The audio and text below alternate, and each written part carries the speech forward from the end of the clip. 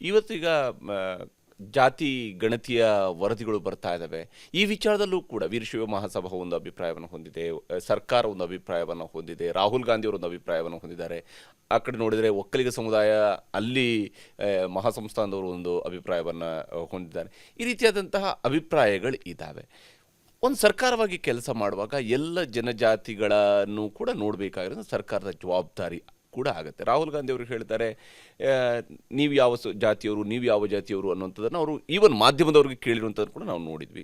ಅವ್ರು ಹೇಳ್ತಾ ಇರೋಂಥ ಏನಂದರೆ, ಎಲ್ಲ ಜಾತಿಗಳಿಗೆ ಸರಿಯಾದ ರೆಪ್ರೆಸೆಂಟೇಷನ್ ಸಿಗ್ತಾ ಇಲ್ಲ ಅಂತ ಹೇಳ್ತಿದ್ದಾರೆ.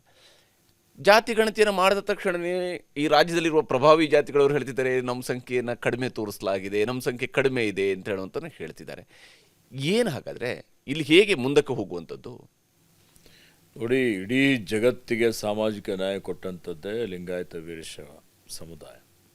ಹಿಂದೆ 12ನೇ ಶತಮಾನದಲ್ಲೇ ಬಸವಾದಿ ಶರಣರು ಅನುಭವ ಮಂಟಪದ ಮುಖಾಂತರ ಎಲ್ಲ ವೃತ್ತಿಯ ಸಮುದಾಯದವರಿಗೆ ಒಂದು ಕಡೆ ಸೇರಿಸಿ ಇವತ್ತು ಸಮಾಜದಲ್ಲಿ ಏನು ವರ್ಗಭೇದ, ವರ್ಣಭೇದ, ಲಿಂಗಭೇದ ಏನಿದೆ ಅಲ್ಲ, ಇದೆಲ್ಲವನ್ನು ನಿವಾರಣೆ ಮಾಡಿ ಸಮಾಜ ನಿರ್ಮಾಣ ಮಾಡಬೇಕು ಅಂತೇಳಿ ಅವರ ಗುರಿಯನ್ನಾಗಿಟ್ಟುಕೊಂಡಿದ್ದರು. ಅದೇ ಗುರಿ ಇವತ್ತು ಕಾಂಗ್ರೆಸ್ ಪಕ್ಷದ್ದು ಇದೆ, ಅದೇ ಗುರಿ ನಮ್ಮದು ಇದೆ. ಇದರಲ್ಲಿ ನಾವು ಯಾವುದೇ ಸಮೀಕ್ಷೆ ಮಾಡಲಿ ಅಥವಾ ಯಾವಾಗ ಸಾಮಾಜಿಕ ನ್ಯಾಯ ಅಂತಲೇ ನಾವು ಹೇಳ್ತೀವಿ, ಸಾಮಾಜಿಕ ನ್ಯಾಯ ಯಾವುದೇ ಒಂದು ಸಮುದಾಯಕ್ಕೆ, ಒಂದು ಪಕ್ಷಕ್ಕೆ, ಒಂದು ಜನಾಂಗಕ್ಕೆ, ಒಂದು ವಿಭಾಗಕ್ಕೆ ಸೀಮಿತವಾಗಿಲ್ಲ. ಪ್ರತಿಯೊಂದು ಸಮುದಾಯಕ್ಕೂ ಸಾಮಾಜಿಕ ನ್ಯಾಯ ಸಿಗಬೇಕು. ಅದರಲ್ಲಿ ಸಮಾಜದಲ್ಲಿರುವಂಥ ಕಟ್ಟ ಕಡೆ ವ್ಯಕ್ತಿಗೂ, ಯಾರು ನಿರ್ಗತಿಕರಿದ್ದಾರೆ, ಇನ್ನೂ ಇವತ್ತು ನೋಡಿ 75 ವರ್ಷ ಆಗಿದೆ ಇವತ್ತು, ಆದರೂ ಇನ್ನೂ ನಿರ್ಗತಿಕರಿದ್ದಾರೆ. ಇನ್ನೂ ನೋಡ್ತೀವಿ ಅತ್ಯಂತ ತಳಮಟ್ಟದ ಸಮುದಾಯದವರಿದ್ದಾರೆ, ಗುಡುಗಾಡು ಪ್ರದೇಶದಲ್ಲಿರುವಂಥ ಜನ ಇದ್ದಾರೆ. ಯಾಕೆ ಅಂತ ಆತ್ಮಾವಲೋಕನ ಮಾಡಿಕೊಳ್ಳಬೇಕಲ್ಲ. ಹೀಗಾಗಿ ಇಲ್ಲಿ ಪ್ರಬಲ ಸಮುದಾಯ ಅಥವಾ ಇವತ್ತು ದುರ್ಬಲ ಸಮುದಾಯ ಅಂತ ಪ್ರಶ್ನೆ ಇಲ್ಲ. ಎಲ್ಲ ಸಮುದಾಯದಲ್ಲಿ ಬಡವರಿದ್ದಾರೆ, ಒಪ್ತಿರಲ್ಲ. ಆ ಬಡವರ ಬಗ್ಗೆನೂ ನಾವು ಕಳಕಳಿ ಇಟ್ಕೊಳ್ಬೇಕಾಗ್ತದೆ. ನಾವು ಬರೀ ಸಾಮಾಜಿಕ ನ್ಯಾಯ ಅಂತೇಳಿ ಮಾತಾಡಿ ಇವತ್ತು ನಾವೇ ಇವತ್ತು ಸಾಮ್ರಾಜ್ಯಶಾಹಿ ಥರ ನಾವು ನಡ್ಕೊಂಡ್ರೆ ಅದು ಆಗೋದಿಲ್ಲ. ಅದಕ್ಕೆ ಇವತ್ತು ನಮ್ಮ ಪಕ್ಷ ಎಲ್ಲ ಸಮುದಾಯಗಳು ಸರ್ವರಿಗೂ ಸಮಬಾಳು ಸಮಪಾಲು ಅನ್ನುವಂಥ ರೀತಿಯಲ್ಲಿ ಇವತ್ತು ಎಲ್ಲರಿಗೂ ಅವಕಾಶ ಕೊಡಬೇಕಂತೇಳಿ ಹೇಳಿನೇ ಇವತ್ತು ಸಮೀಕ್ಷೆ ನಡೀತಾ ಇದೆ. ಈಗಾಗಲೇ ವರದಿ ಬಂದಿದೆ ಅನ್ನುವಂಥದ್ದು ಎರಡನೇ ವರದಿ ಸ್ವೀಕರಿಸಿದ್ದಾರೆ, ಬಂದಿದೆ ಅಂತೇಳಿ ಮಾಧ್ಯಮದಲ್ಲಿ ನಾನು ನೋಡಿದ್ದೇನೆ. ಎಲ್ಲರೂ ಮಾಧ್ಯಮದ ವರದಿ ಕೊಟ್ಟಿದ್ದಾರೆ, ಆ ವರದಿ ಅಧ್ಯಯನ ಮಾಡ್ತೇವೆ. ವರದಿ ಸರಿಯಾಗಿದ್ದರೆ ಎಲ್ಲರ ಅಭಿಪ್ರಾಯ ತೆಗೆದುಕೊಂಡು, ಅನೇಕ ಜನ ಸ್ಟೇಕ್ ಹೋಲ್ಡರ್ಸ್ ಇದ್ದಾರೆ, ಎಲ್ಲ ಅಭಿಪ್ರಾಯಗಳು ತೆಗೆದುಕೊಂಡು ಅದು ಯಾವ ರೀತಿಯಲ್ಲಿ ಅನುಷ್ಠಾನ ಮಾಡಬೇಕು ಅನ್ನುವಂಥದ್ದು.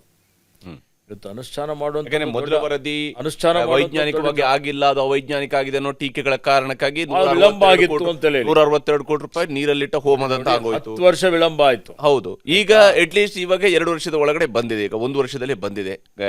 ಏನು ಜನಗಣತಿ ಆಗಿ, ಜಾತಿ ಗಣತಿ ಆಗಿ 1 ವರ್ಷ ಒಳಗಡೆ ವರದಿ ಈಗ ಸಲ್ಲಿಕೆ ಆಗಿದೆ. ಸಿದ್ದರಾಮಯ್ಯನವರು ಮುಖ್ಯಮಂತ್ರಿ ಆಗಿದ್ದ ಕಡೆಯ ದಿವಸ ಅವರು ಅದನ್ನು ಸ್ವೀಕರಿಸಿದ್ದಾರೆ. ಹೀಗಿರುವಾಗ ಸರ್ಕಾರದ ಮಡಿಲಲ್ಲಿದೆ ಇವಾಗ ಅದು.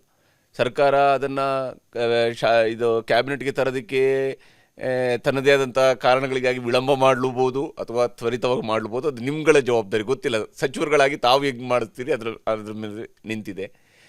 ಈಗಲಾದರೂ ಅಟ್ಲೀಸ್ಟ್ ಈ ವರದಿ ವೈಜ್ಞಾನಿಕವಾಗಿದೆ ಅಂತೇಳಿ ಒಪ್ಪಿಕೊಂಡು ಅದನ್ನು ಜಾರಿಗೊಳಿಸೋದ್ರ ಕಡೆಗೆ ಹೋಗುತ್ತಾ ಅಂತ. ಯಾಕಂದರೆ ಎಲ್ಲ ಸಮುದಾಯದವರು ಇದನ್ನು ಬಯಸ್ತಾ ಇರುವಂಥ ವಿಚಾರಗಳಿದ್ದಾವೆ. ಇಲ್ಲಿ ನೋಡಿ, ಸತ್ಯ ಇದೆ, ಎಲ್ಲರೂ ಬಯಸ್ತಾ ಇರ್ತಕ್ಕಂಥದ್ದು, ಎಲ್ರಿಗೂ ನ್ಯಾಯ ಸಿಗಬೇಕು ಅನ್ನುವಂಥದ್ದು ಇದು ಎಲ್ಲರ ಅಭಿಮತವಾಗಿದೆ. ಅದು ವೈಜ್ಞಾನಿಕವಾಗಿ ಆಗಬೇಕು, ಅದು ಇವತ್ತು ವಾಸ್ತವಾಂಶದ ಆಧಾರದ ಮೇಲೆ ಆಗಬೇಕು ಅನ್ನುವಂಥದ್ದು ಎಲ್ಲರ ಅಭಿಪ್ರಾಯ. ಹೀಗಾಗಿ ಯಾವುದೇ ಸಮುದಾಯಕ್ಕೂ ಅನ್ಯಾಯ ಆಗದ ರೀತಿಯಲ್ಲಿ ಇದನ್ನು ಅನುಷ್ಠಾನ ಮಾಡ್ತೀವಿ ಅನ್ನುವಂಥ ಮಾತನ್ನು ಹಿಂದೆ ಮಾನ್ಯ ಸಿದ್ದರಾಮಯ್ಯ ಸರ್ ಅವರು ಹೇಳಿದರು.